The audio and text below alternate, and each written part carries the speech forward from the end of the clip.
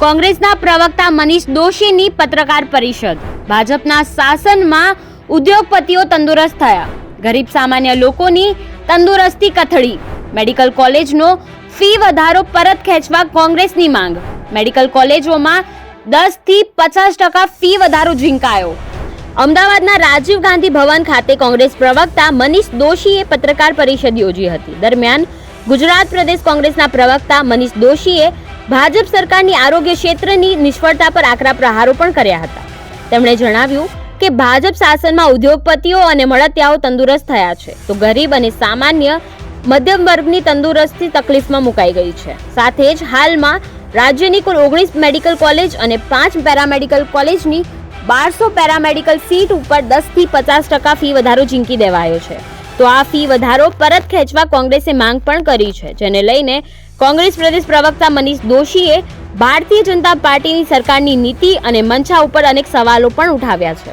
ગુજરાતમાં MBBS, BDS સહિતની medical અને પેરામેડિકલની કોલેજો માટે સરકારે ખાનગી કોલેજો માટે બેફામ ફી વધારો કરીને પ્રવેશના સમયે જે વાલીઓ પોતાના સંતાનને ભાવિ ડૉક્ટર તરીકે જોવા માગે છે તેમની ઉપર અસહ્ય બોજો ઝીકી દેવામાં આવ્યો છે।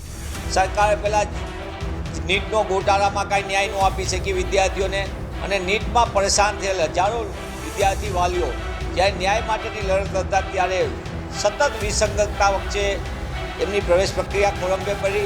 ત્યારબાદ નીટ બાદ અટવાયેલા વાલીઓ અંતે એમના બાળકને હવે આશા જન્મી કે હવે પ્રવેશ શરૂ થશે, તો પહેલાં GMERSમાં ફી વધારો ઝીકી દેવામાં આવ્યો।